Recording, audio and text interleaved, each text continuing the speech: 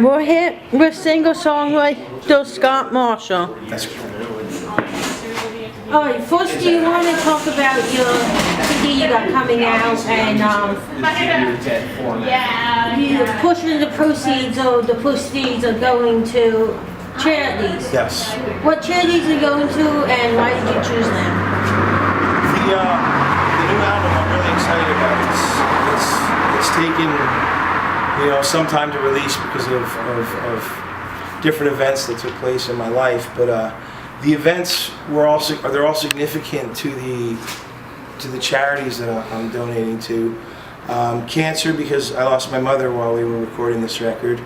The Race for Adam is a fantastic boy from Bethlehem Township that I've been doing benefit work now for 7 years.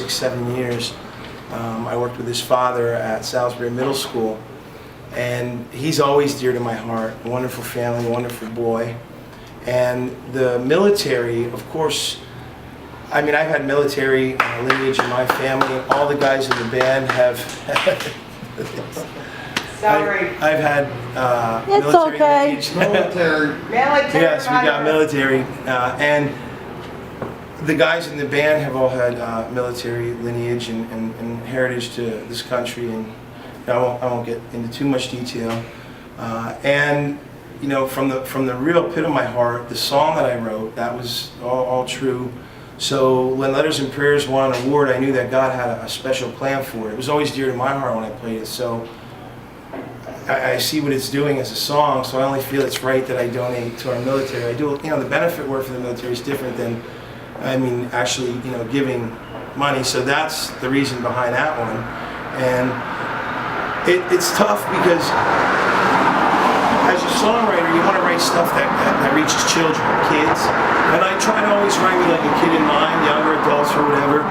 And having worked with learning disabled children and learning disabilities for several years, there's a real soft spot in my heart for reaching them in ways that I know firsthand, based on the experience that I have, that music speaks a universal language to children with learning disabilities, no matter what degree or capacity. So those benefits are really important to me, and I believe, wholeheartedly that we're supposed to use our gifts and our talents, whatever they may be, to help other people.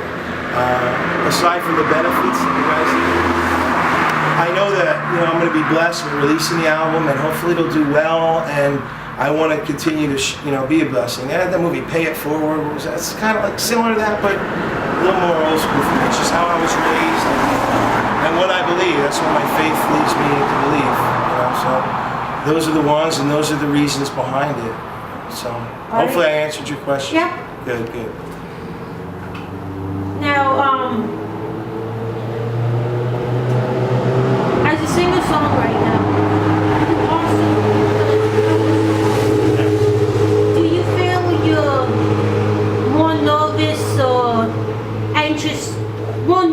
to play the cover songs over the original songs, or vice versa? Like you might mess them up with it, That's a fantastic question. I know you said that, people tell you all the time. That's a fantastic question. And the truth is, I love a lot of music. The rock, the country, the blues, the bluegrass, and everything in between isn't just, bandwagon. These musical influences I grew up with. And when it comes to the covers, where I'm at right now in my life, there's lots of songs that I love in all the genres, but I can't play all of them, or maybe the ones that people might want to hear on any given night. I gotta play the ones that I feel like I almost make them my own. Like I gotta own it. I gotta own it. Playing guitar, singing, I gotta kind of make it my own. Like be able to put your heart and soul into it. Yeah, because I am a singer-songwriter. That's why I do this. That's why I'm playing here tonight, or anywhere I play.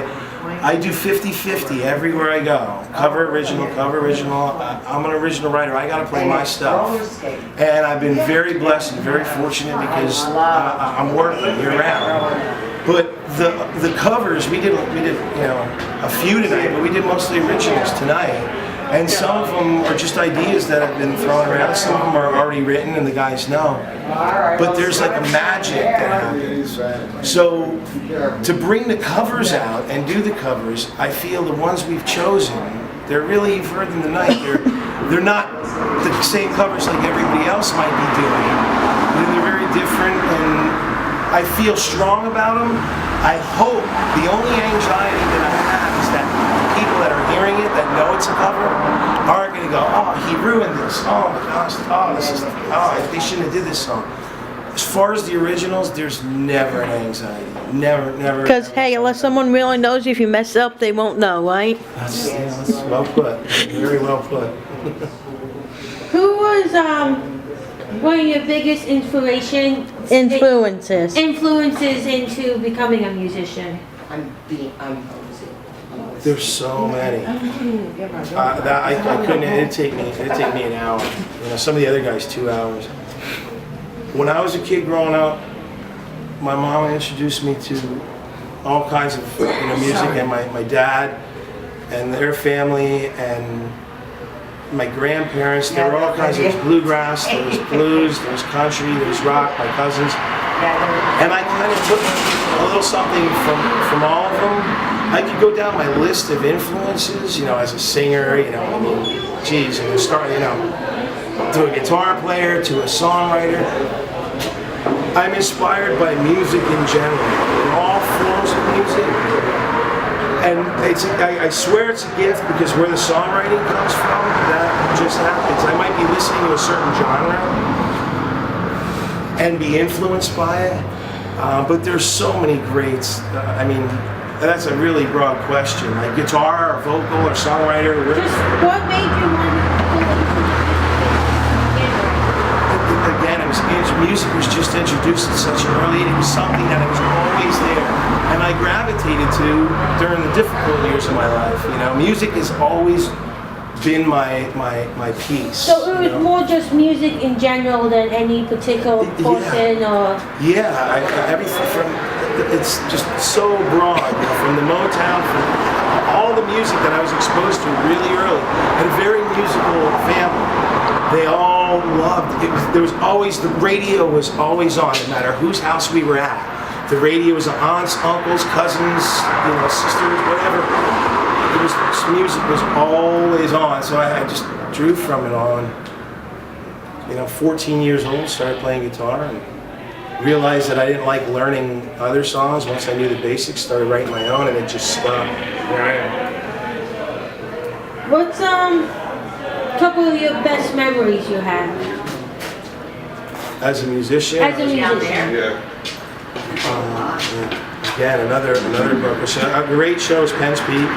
That was great, very special. A lot of our military crowd that night. I played Letters and Prayers right after I wrote it.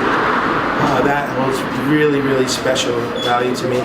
The first time that my son took the stage with me on a big stage at Music Fest down at Levitt Pavilion and played piano with the band. That was a really, really special moment for a father and a son. Playing the Blue Mountain Vineyard 2 days after my mother had died holds a lot of value, because the good Lord sustained me through that entire gig. Every night there's a magical moment that I take a little something from, especially tonight. The band sounded amazing. I hope you'll agree. But those are the three right off the top of my head that are holding the most sentimental value to me right now. What would you say is one of the craziest or oddest things you have done or seen at a show? By a fan. By a fan. I don't know if we can answer.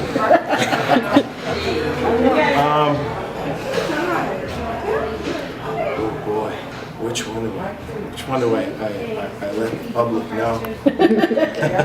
There's over the years there's been a lot of craziness. Probably one of the most memorable. That's good and clean and what matters. We were playing the Blue Mountain Vineyard. There were a bunch of fans. It was a really good day. It was over 100 people in the room.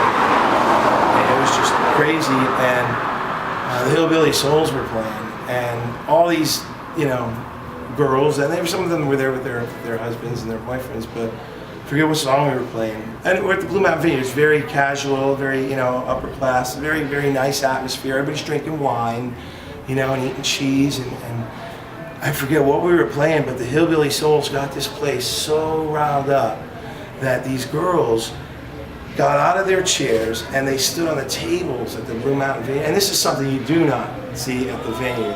And they started dancing on their chairs and the tables, and we're like, okay, what's happening? And the owners came in, they're like, oh my God, what's going on? But everybody was clapping, and it was an amazing time because, it was, again, we were playing one of our songs, one of the songs that I wrote.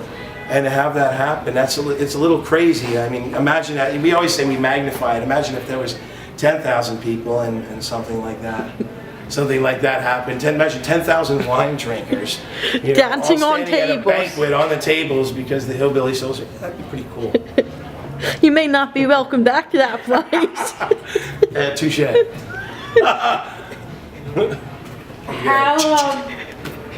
How did you decide for the backing band to be Marshall's Highway? For that particular name? For Marshall's, because it goes back to the whole different influences that growing up as a kid. I tried real hard for many years to put myself into one genre, rock, or then just go country, or then just be a blues band. And I couldn't do it. I wanted to play these other genres. So it's kind of like when you're driving down the highway or driving down, a main, Just a, artery, like something like down Emmaus Avenue, or up, 145. There's all kinds. You got the mall, you got to stop at this place to eat, you got that. There's something for everybody. Whoever's up on that highway and whatever they're traveling on, they're on that highway for a reason. To get to somewhere, whatever, back home, whatever. That's kind of how it is for music. There's a little something for everybody. It's like, and we just keep rolling. We just, the wheels, the new album, these wheels, it says it all in that song. We just keep our wheels rolling, and we try to bring all these different, genres to the table, and try to keep them as true now that we're trying to sell out, or it's just I didn't want to be one or the other. And somebody said, man, you're like, I forget who it was, I think it was the other drummer, Art, that said, man, sometimes I feel like, we're just cruising down the highway, we get off at, country, and then we get off at Rock Stop, and then we get, and it's just something that's Marshall's Highway. It's kind of cool. I like that, and it just stuck. I couldn't think of a name. A bunch of guys were throwing this out, and I think I just threw it out at some place we needed a name, and I didn't just want it to be Scott Marshall because I have such a great band. I wanted, Marshall's Highway. And it's something that just stuck. But I thought it's kind of cool. I mean, it's cool, right? yeah. Okay, good. Something I always wonder and worry about. How do you feel the fans affect your shows? The fans are everything. They affect it. Whether there's, and in this business, there's no guarantees. Whether there's 5 people, 50, or 500, 5,000 doesn't difference. They're everything. If the band's delivering the goods, which we always try to do, I mean, every band should. Their response, their feedback, you heard it tonight, I asked them, do you want to hear a cover song or do you want to hear an original song? And you heard it, they want an original, so the fans are everything. Without them, as a songwriter, I am... Good job, I always enjoy listening to you. Thank you, brother, I appreciate that. It means Good a lot soul. to me. Absolutely, I try to give it everything I got. You know that, right? You do. Thank you, man. All right, see you Be later. safe, have a great Sunday, buddy. The fans are everything. They're everything. If you weren't in the music business, if you were a singer, a songwriter in a band or anything, what do you think you'd be doing? Teaching. Teaching? Yeah, teaching. Working with learning disabled kids. Teaching. I'll do whatever I have to do to take care of my family. And I've proven that. Man don't work, man don't eat. Man's got to take care of his own, and I have a family. I have a piece of land up on the top of this hill, and ain't nothing for free. So whatever I have to do, digging ditches, teaching kids, playing my guitar, singing, flipping burgers, it doesn't matter. A job's a job. Everybody needs a job. Is this the original lineup for Marshall's Highway? One of them. Art wasn't here tonight. David James wasn't here tonight. Joey Fox wasn't here tonight. Dave Burr wasn't here tonight. But those I mix and match, you know, because I play a lot. So sometimes the guys, you know, the schedules just they conflict. So I got a couple great horses in the stable as well. You know, management once said it's good to have a bunch of good horses in your stable. And, you know, these guys are. This way, if one person can't make it, you have to scramble to find somebody else. That's right. You know, I don't have to do that. If one person can't make it, usually the other guy can. You know, we just keep going that way. Is there anything else you'd like to say to the fans or whoever might be watching the video? June 9th, Monday, June 9th, we're coming out with a new album, 17 songs, some songs that a lot of people have been asking off my first album. I think there's 3 on there. Really special renditions of one, real special rendition of one, and a bunch of new songs that, like I said earlier, I wrote during some of the most difficult times of my life and recorded them during that period, which is why it took a little while to put out. But Monday, June 9th, it's going on iTunes. We'll see what happens. But that's really important. I'd like everybody to buy it. Just go to iTunes Monday, June 9th, and search Scott Marshall on Marshall's Highway, These Wheels, and buy it and know that a good portion, you know, managers, yeah, it is what it is. A good portion of it is after iTunes takes their cut. A good portion is going to all those charities, and there's no filtration of the money. There will be a hard copy of the CD, but right now, this is first. And it's really important. I hope that everybody enjoys it, but it's really important to buy it. You know, buy it, and you know, hopefully you'll be blessed by it, and you know, you'll enjoy it as much as I enjoyed listening to it when it's finished, and all the messages that are all over the album, CD, whatever you want to call it. And maybe you'll get that piece of me that's in those songs that's really, really close to my heart, every one of them. So, you know, that's all I'd like to say. And thank you guys for doing what you do for the Lehigh Valley music scene. Support original music, support any live entertainment, cover band, original band, whatever genre, but just, you know, make sure you don't forget about original music. Support original music and artists like me and the many great artists throughout the Lehigh Valley that are writing it and doing their best to perform it. Thank you. Absolutely. Thank you, girls.